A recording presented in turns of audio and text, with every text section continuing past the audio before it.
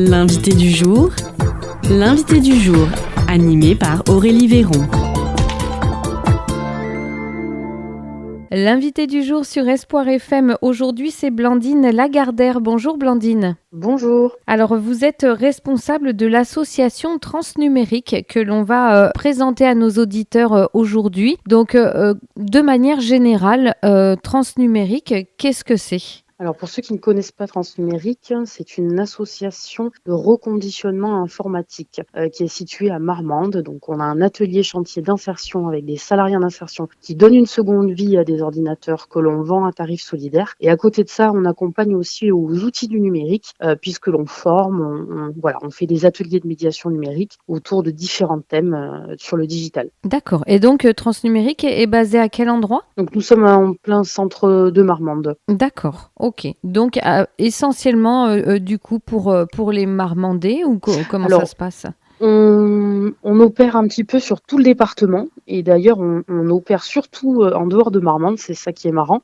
On fait beaucoup de choses dans les collèges voisins par exemple ou dans les lieux culturels de Tonins et à Marmande. Voilà, on va nous trouver dans des points stratégiques comme la Maison des Marmandais par exemple ou tout simplement notre siège, le siège de l'association. Et donc vous avez parlé de réinsertion professionnelle. Quelles sont les activités de ces personnes que vous employez ? Nous avons 3 salariés en insertion, donc ce sont des personnes qui vont en fait collecter tous les ordinateurs sur le territoire qu'on aura bien voulu nous donner auprès des particuliers, auprès des collectivités, auprès des collèges, et ils vont en fait essayer de trouver les pannes, réparer, réinjecter des matières premières à l'intérieur et pour donner une seconde vie à ces ordinateurs et pouvoir les proposer à tarif solidaire et les remettre sur le marché, les remettre en circulation. D'accord, donc voilà, c'est ça l'objectif. Et après, pour qui sont ces ordinateurs ? Est-ce que c'est pour tout le monde ou est-ce qu'il faut rentrer dans certains critères ? Alors, on s'adresse à tout le monde.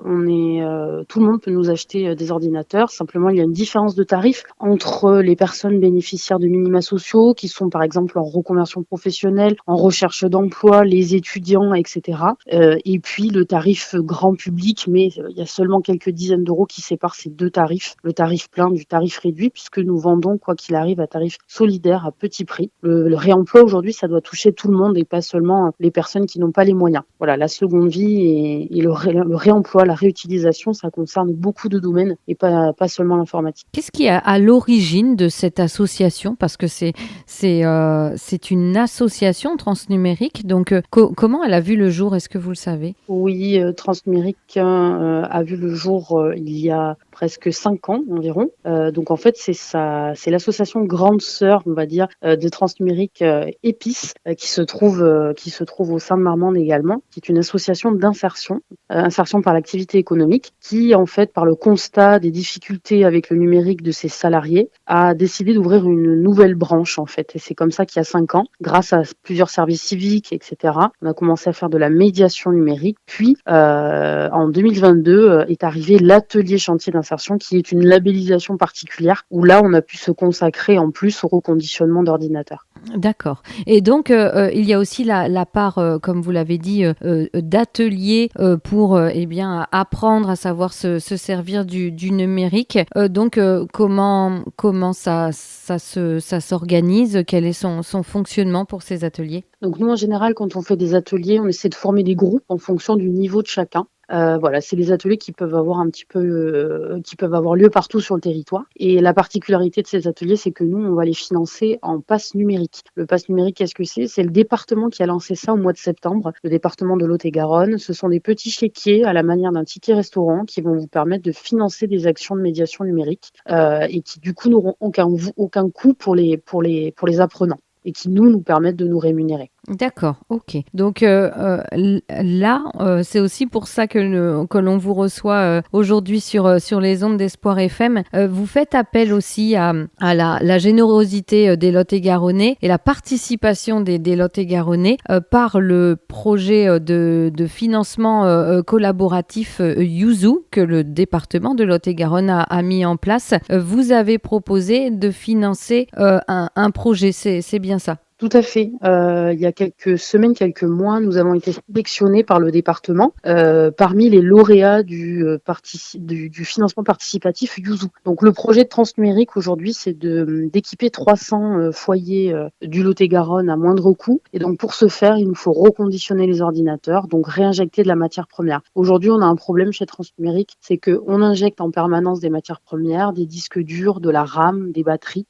Donc on injecte de l'argent et à côté de ça, on vend à petit prix. Ce qui fait que pour s'y retrouver financièrement, finalement, c'est très dur. Et on avait envie avec ce projet de faire appel à la générosité des Lot-et-Garonnais qui pourraient être sensibles au sujet du réemploi, au sujet de la réduction des déchets électronique, de la réduction de l'empreinte carbone en faisant cette campagne de financement participatif. Donc on a une plateforme, on a jusqu'au 7 juillet pour participer. Donc on doit récolter 3 000 euros citoyens. La petite particularité, c'est que si on récolte 3 000 euros citoyens, le département rajoute 3 000 euros, ce qui fait 6 000, et la région rajoute 2 500, ce qui fait 8 500. Donc grâce aux 3 000 euros collectés, finalement, on en aurait 8 500 et ça nous permettrait de pouvoir acheter du stock et de pouvoir reconditionner plus rapidement et en plus grande quantité. D'accord, oui, c'est un projet assez important. Donc ça, en fait, ça vous demande de vous faire connaître auprès du grand public. Il y a tout un travail de communication pendant cet appel à participation Yuzu. Tout à fait. Donc c'est une campagne qui dure 1 mois et demi environ.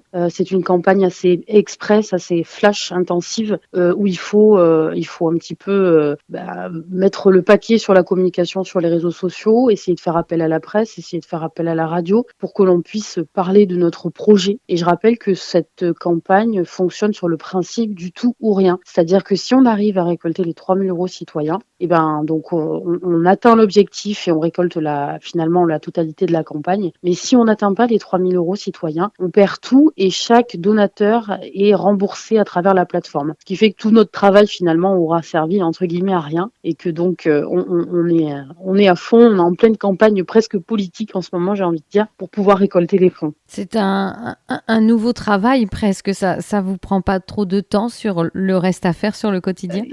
C'est un travail à temps plein. Honnêtement, c'est un travail à temps plein et donc il faut jongler entre tout ce qu'on a déjà à faire au sein de l'association. On n'est pas beaucoup pour le réaliser, donc c'est vrai que c'est pas tous les jours évident, mais voilà, c'est très formateur à titre personnel et puis voilà, ça met de la ferveur un peu dans le quotidien. Oui, ça en vaut sûrement la peine quand même parce que le projet est intéressant derrière aussi. Donc, il faut justement appeler les Lot-et-Garonnais à participer. Et c'est vrai que c'est vraiment comment dire, un projet, enfin, Yuzu, c'est quand même quelque chose d'assez spécifique.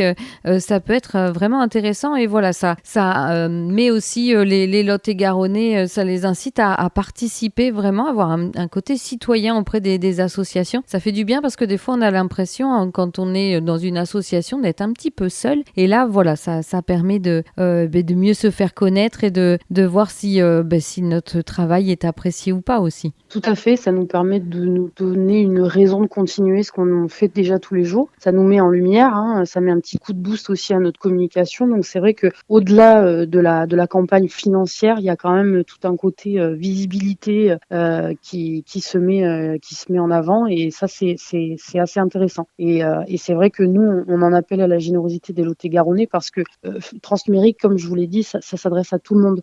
Vous êtes tous susceptibles d'avoir besoin pour des raisons X ou Y d'acheter un ordinateur parce que le vôtre tombe en panne ou parce que c'est trop cher en magasin. Et si vous nous donnez, voilà, vous aidez peut-être aussi la structure qui vous fournira votre ordinateur plus tard. Donc voilà, j'espère que les donateurs seront nombreux, mais j'y crois. Et comment ça fonctionne, Blandine Lagardère? On peut donner 1 euro, 10 euros, 100 euros? On peut vraiment donner le montant qu'on souhaite? Il y a un minimum de 10 euros qui est obligatoire. En fait, on peut pas aller en dessous. Mais il faut savoir que si on donne 10 euros, finalement, ça en fait presque 30. Donc ça aussi, ça doit peut-être un petit peu planter quelques graines dans les têtes des auditeurs et des donateurs qui peuvent se dire, mais finalement, avec mon petit don de 10 euros, finalement, en fait, ça se transforme en 30 euros. Et donc, j'aurais vraiment mis une grosse pierre à l'édifice. Donc voilà, il y a aussi des contreparties, c'est-à-dire que vous pouvez cocher ou non, en fonction de vos besoins et de vos envies, vous pouvez cocher ou non les petites cases de contrepartie. Par exemple, en fonction de ce que vous allez donner, vous pouvez recevoir un mail de remerciement personnalisé, un objet qui aura été fait par une imprimante 3D, et après les plus gros lots, en fonction des plus gros donateurs,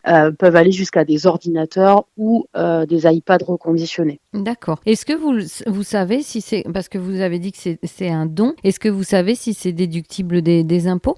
Oui, ça l'est. Donc voilà. Donc en plus, vraiment, ça peut être 10 euros, mais que l'on divise et qui est multiplié pour vous. Donc voilà, quand on est bon en maths, on s'aperçoit que on est gagnant au final et l'association qu'on soutient est gagnant.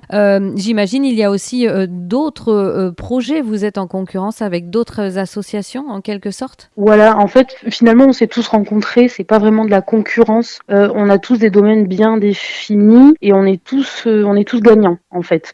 Chaque projet a sa communauté et doit solliciter sa communauté. Il n'y aura pas qu'un seul gagnant à la fin. Le but, c'est que chaque projet puisse voir le jour et que chaque association puisse aller jusqu'au bout du projet. Donc, les thèmes sont divers et variés, mais il n'y a pas vraiment de concurrence. Est-ce que vous pensez que c'est quelque chose auquel vous pouvez et vous souhaiterez participer tous les ans? Honnêtement, oui. J'ai des doutes sur le fait qu'on puisse se représenter une deuxième fois l'année qui suit, mais honnêtement, c'est quand même une très belle expérience. Bon, est-ce que vous pouvez, avant de terminer cette interview, nous rappeler comment on fait si on souhaite participer, découvrir les différents projets et puis surtout faire un don à Transnumérique?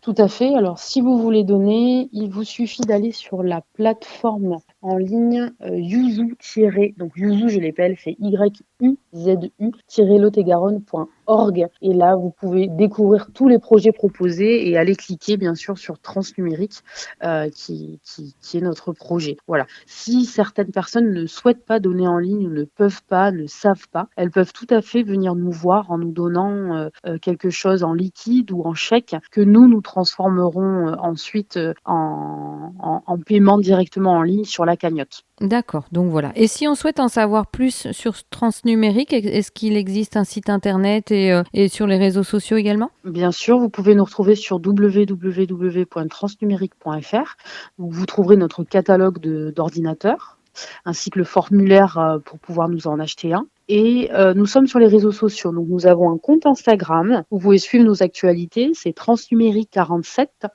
Et sur Facebook également, nous appelons Transnumérique tout simplement. Sur LinkedIn également. Voilà, on essaye d'être très actifs, de poster un petit peu toutes nos activités, nos projets, les événements auxquels on participe. Pouvoir être connus de tous.